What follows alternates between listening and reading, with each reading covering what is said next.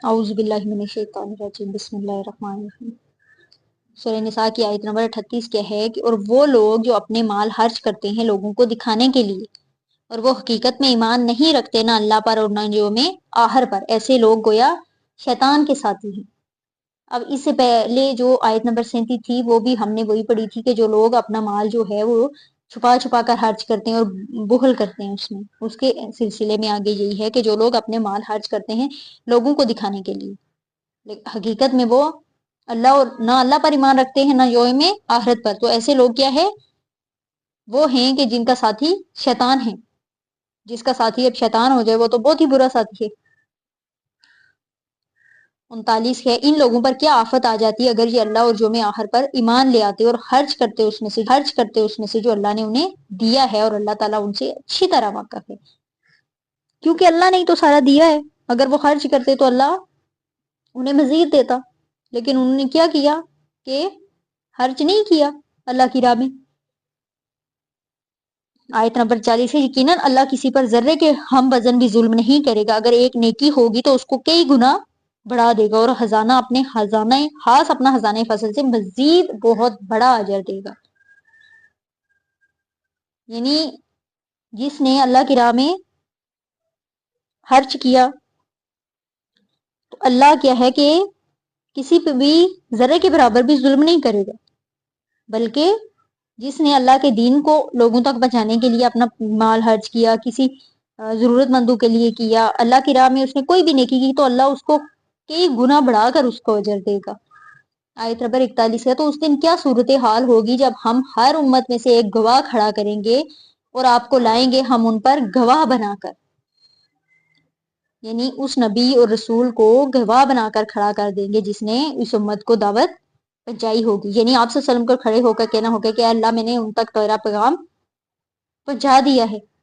گویا عدالت خداوندی جو ہے اس میں نبی کریم صلی اللہ علیہ وسلم استغاثہ کی گواہی حیثیت سے پیش ہو کر کہیں گے کہ اے اللہ تیرا پیغام جو مجھ تک پہنچا تھا میں نے انہیں پہنچا دیا، اب یہ خود ذمہ دار جو ہے جواب دہ ہیں۔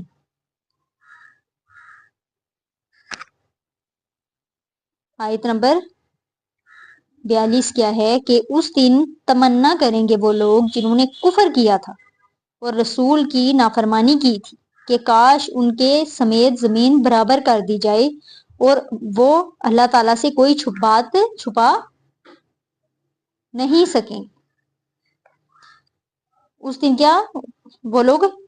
کہیں گے کہ کسی طرح جنہوں نے کفر کیا، جنہوں نے رسول صلی اللہ علیہ وسلم کی نافرمانی کی، جنہوں نے رسول اللہ صلی اللہ علیہ وسلم کی دعوت تبلیغ کو جھٹلایا، تو وہ اس دن وہ تمنا کریں گے کہ کسی طرح زمین پھٹ جائے تو وہ اس میں دفن ہو جائیں اور ہمیں اللہ کا سامنا نہیں کرنا پڑے، لیکن کیا ہے کہ اس دن تو اللہ کے سامنے پیش ہونا پڑے گا، اس دن اللہ سے کوئی بات چھپ نہیں سکے گی۔ آیت نمبر 43 ہے، اے اہل ایمان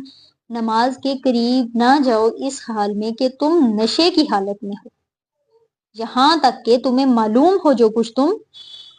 کہہ رہے ہو، اور اسی طرح جنابت کی حالت میں بھی جب تک غسل نہ کر لو الا یہ کہ راستے سے گزرتے ہوئے، اور اگر تم بیمار ہو یا سفر میں ہو یا تم میں سے کوئی قضائے حاجت کے بعد آیا ہو یا تم نے عورتوں کے ساتھ باسرت کی ہو یا پھر تم پانی نہ پاؤ تو پاک مٹی کا قصد کرو اور اس سے اپنے چہروں اور ہاتھوں پر مسح کر لو، یقیناً اللہ تعالیٰ بہت معاف کرنے والا بخشنے والا ہے۔ اب یہاں جو ہے اہل ایمان کو یہ حکم دیا جا رہا ہے کہ جب تم کس کس حالت میں ہو تو تم نماز کے قریب نہ جاؤ۔ اب سورہ بقرہ میں ہم شراب اور جوئے کے بارے میں جو ذکر تھا وہ پڑھ آئے تھے کہ ان کا گناہ کا پہلو نفع کے پہلو سے بڑا ہے۔ اب اگلے قدم کے طور پر شراب کے اندر جو حباست ہے یا برائی کا پہلو ہے اسے ایک مرتبہ پھر بیان کیا جا رہا ہے کہ نشے کی حالت میں نماز کے قریب نہ جاؤ جب تک کہ نشہ اتر نہ جائے اور تمہیں معلوم نہ ہو کہ تم کیا کہہ رہے ہو، اس وقت تک نماز نہ پڑھو، کیونکہ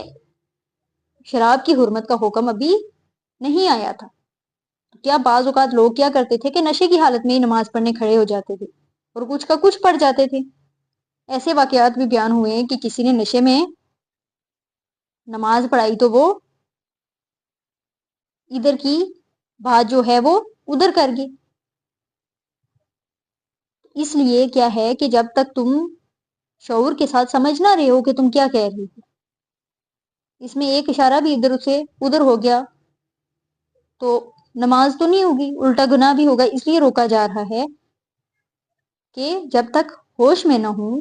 کہ پتہ چل رہا ہو کہ کیا پڑھ رہے ہیں تو تب تک نماز کے قریب نہیں جانا چاہیے۔ اور اسی طرح جنابت کی اگر تم نے اپنی بیویوں سے مباشرت کی ہو یا احتلام وغیرہ کی شکل ہی ہو تب بھی تم نماز کے قریب نہ جاؤ جب تک کہ غسل نہ کر لو۔ اور یا اگر تم آدمی کو تیز بخار ہے، بیمار ہو یا سفر میں ہو یا کوئی اور تکلیف ہے جس میں غسل کرنا جو ہے مضر ثابت ہو سکتا ہے تو اس میں تمیم کی اجازت ہے۔ اس طرح اگر کوئی شخص سفر میں ہے، اسے پانی دستیاب نہیں ہے تو اس کے لیے بھی تمیم کی ہے۔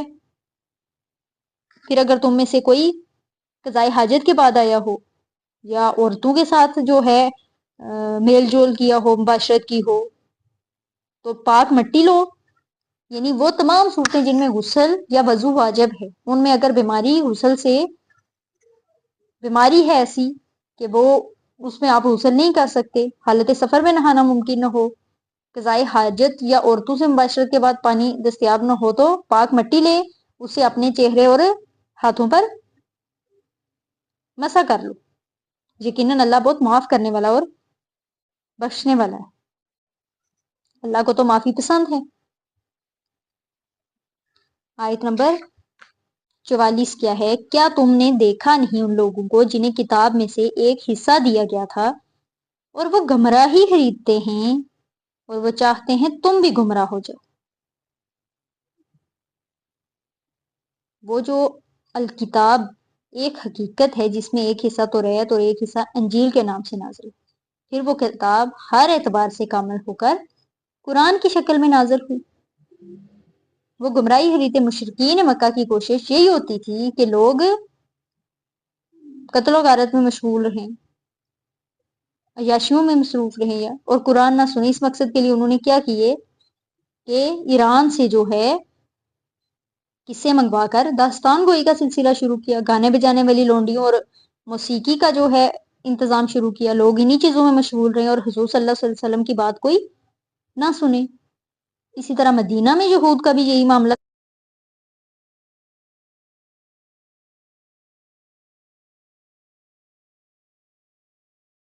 تھا کہ لوگ جو ہے وہ جو اللہ نے نازل کیا اس کے بدلے میں گمراہی خریدتے تھے، اپنے لیے گناہ خریدتے ہیں۔ یہ آیت نمبر 44 تھی جو ہم نے پڑھی۔